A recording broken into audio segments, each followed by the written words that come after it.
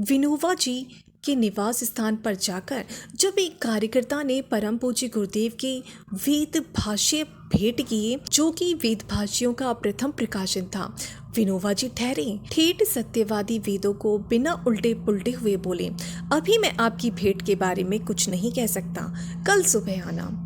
जो परिजन परम पूज्य गुरुदेव के वेद भाष्य को लेकर विनोबा जी के पास गए थे, जब वे सुबह विनोबा जी के पास पहुंचे तो विनोबा जी उन्हें वेदों के भाष्य वापस करने लगे। वेदों का भाष्य वापस लेते हुए कार्यकर्ता को थोड़ा दुख हो रहा था, थोड़ा मलिन मन था और आश्चर्यचकित भी।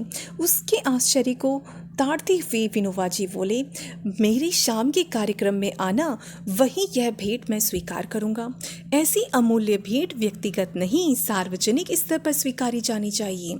शाम को कार्यक्रम में कार्यकर्ता को विनोबा जी ने मंच पर बुलाया।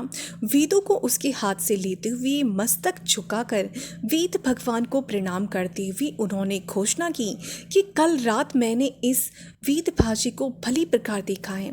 ऐसा सुंदर भाष्य कोई सुंदर ऋषि ही कर सकता है, अन्य में भला ऐसी सामर्थ्य कहाँ।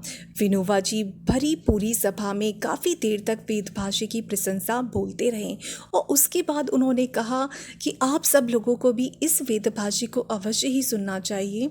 और वो कार्यकर्ता जितनी प्रतियां लेकर वहाँ गए थे, वो सारी की सारी उसी दिन बिक गई। तो ये था परम पूज्य गुरुदेव के लेखनी का चमत्कार कि जो भी उसको पढ़ता था वो उनका होकर रह जाता था।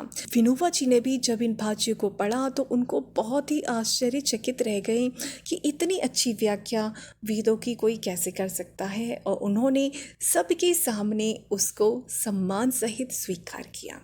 तो आज की ये थी वीडियो जिसमें बताया गया था परम पूज्य गुरुदेव को कौन कौन से सम्मान प्राप्त हुए और किस किस महान व्यक्ति ने परम पूज्य गुरुदेव के बारे में क्या क्या कहा। तो इन्हीं शब्दों के साथ आज मैं अपनी वाणी को विराम देती हूँ और आशा करती हूँ कि मेरे सारे ही भाई बहन हमेशा खुश और प्रसन्न रहेंगे।